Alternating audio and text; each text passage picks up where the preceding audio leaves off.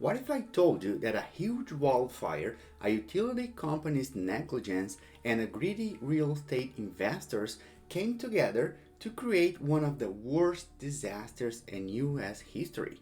Today, we will explore the heart of Maui, where a fire wiped out Lahaina and destroyed many lives. But the real story? A shocking web of corporate greed, government mistakes, safety problems, and ruthless realtors all racing to profit from the ashes and exploit vulnerable people. Buckle up, it's showtime. Welcome to Nitzero Club, the place where impactful people come to get inspired. On the afternoon of August 8, 2023, a massive fire erupted close to Lahaina in Maui. This fire turned into a terrified monster fueled by parched grass and relentless winds from Hurricane Dora. It raced across the land with astonishing speed, covering the distance to the town in just 15 minutes. The result? Complete destruction. Terrified residents were forced to flee for their lives, and some even jumped into the ocean to escape. Many houses were burned down, and sadly, 115 people died. Maui is a paradise filled with astonishing wealth. Peter Thiel has a $27 million home there. Jeff Bezos owns a $78 million mansion. Larry Ellison owns 98% of the Isle of Lanai. Oprah has got herself a massive chunk of Maui. And Zuckerberg is chilling with 1,400 acres of land in Hawaii. But guess who is playing landlord on an epic scale? It's Alexander and Baldwin, Hawaii's prime real estate company. They are the second largest landowner with over 65,000 acres. Before the fire, Maui was super hot and dry for weeks. The grass, dirt, and trees were all dry, which made it easy for the fire to begin. Everyone was told to be very careful and not do anything that could start a fire.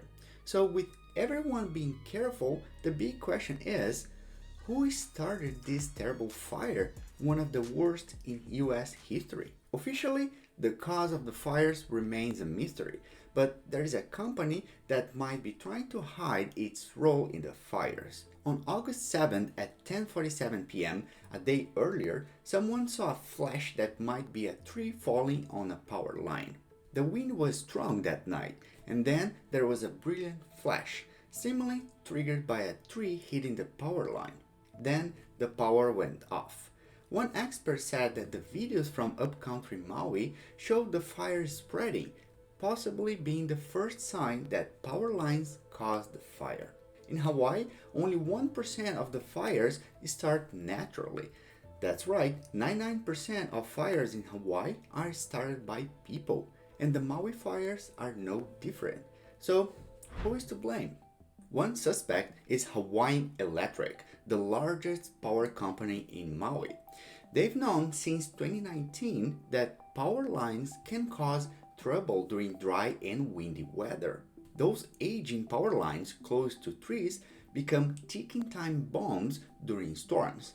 A single spark or a falling branch is all it takes to make dry grass catch fire in the blink of an eye. To prevent this, Hawaiian Electric would have to cut trees near the power lines all over the islands and reinforce their infrastructure against strong winds, a vital step requiring an estimated $190 million in investment. And they apparently didn't want to spend that much money. Large capitalist corporations often resist spending money on safety measures as they don't increase their profits. So if the people of Maui really wanted these improvements, they would have to pay for them. And that would mean Hawaiian Electric raising their electricity prices. It took Hawaiian Electric 3 years to agree to make these changes. In 2022, they finally asked the government to let them raise prices to get the $190 million. But as of today, that request is still waiting, while Maui is burning to the ground.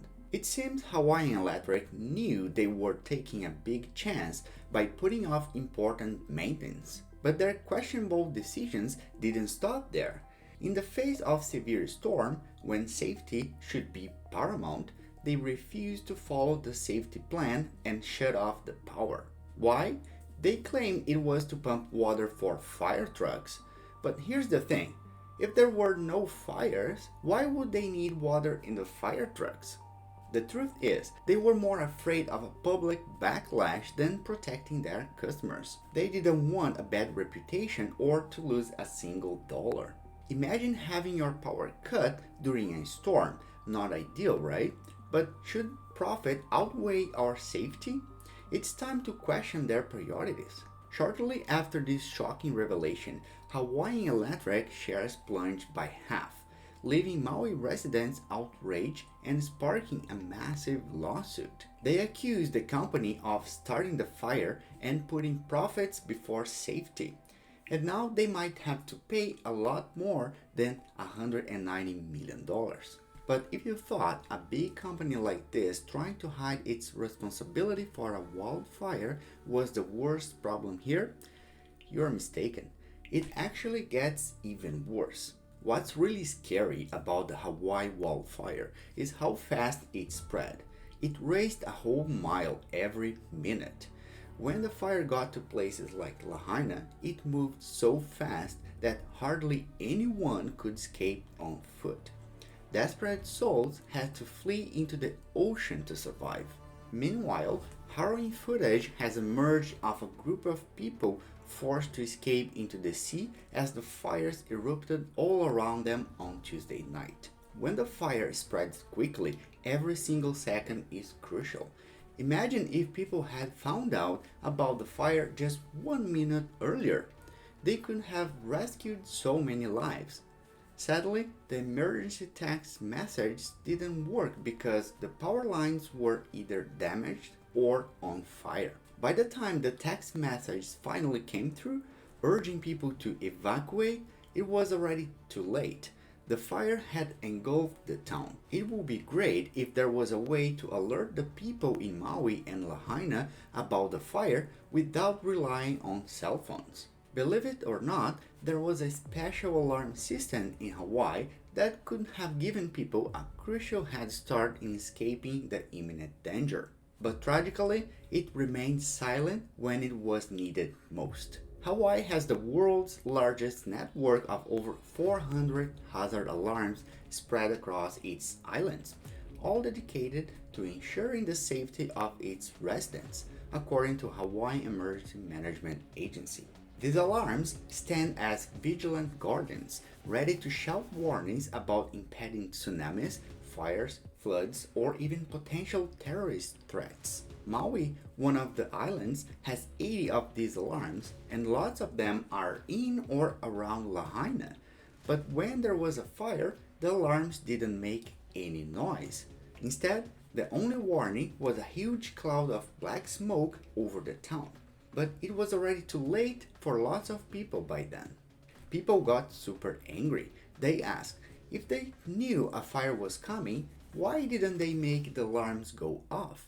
In fact, the alarms were never used because of one guy named Herman Andaya, the emergency management administrator in Maui. He said no to the alarms because he thought people would get confused. He thought they would think it was a tsunami warning and they would go up to the mountains, which will be directly into the fire. We all are prepared for that. We know that sound. People are not dumb.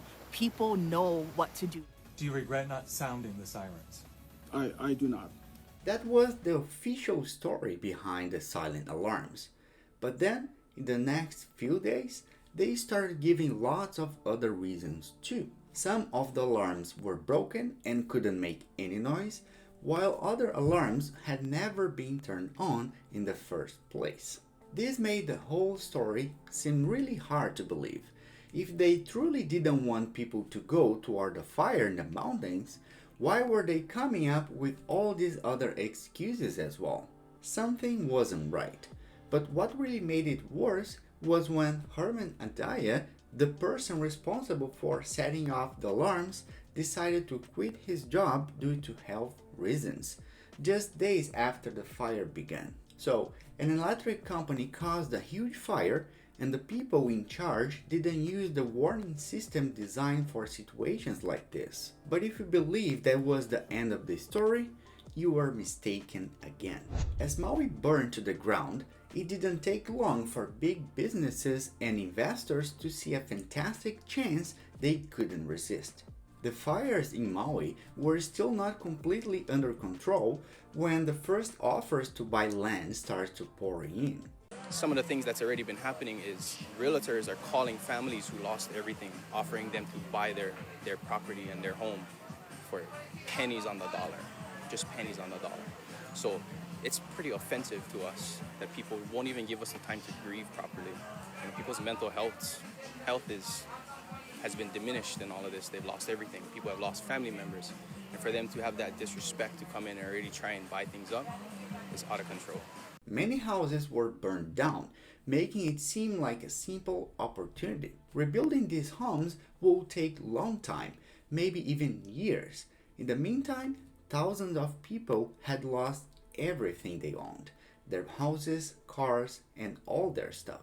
So why not approach them and offer a few $100,000 for land that you know is worth millions? In this situation, it's clear why people might feel forced to sell. They find themselves without shelter, without clothing or food, and their need for money is urgent. For the people of Maui, the fires were a terrible catastrophe. But for investors and real estate developers, it was a chance to make millions. All they needed to do was buy the land from homeless Hawaiians, build super fancy houses and hotels, and then sell them to billionaires who wanted a vacation house near the beach. They did some really extreme stuff to convince people to sell. People said, and I quote, "There are still bodies being pulled out of the water outside of Maui, and you suddenly get a call or message on Facebook, 'We want to buy your property.'" I just want to remind all you real estate investors around the world, like Lahaina is not for sale. Please don't reach out to these families and take advantage of them during the most devastating time of our lives. Homeowners have been reached out by investors and realtors offering to buy their land. And this is disgusting, and we just want to make sure that people around the world understand our situation and know that Lahaina is not for sale. It is important that the multi-generational families that come from Lahaina get to continue to live in our hometown. The situation has become so serious in Hawaii that the governor even thought about stopping the housing market to prevent people from selling their land out of desperation. So what can we learn from this? When a disaster happens, be ready to buy a valuable oceanfront property by taking advantage of vulnerable people. No, it's not. The two main lessons from this tragedy are: 1.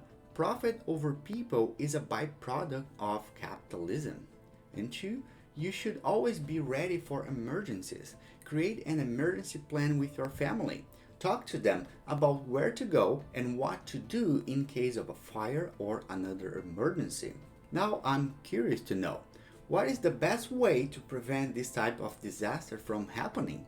Drop your answer in the comments below. As always, keep up the good fight and be wealthy.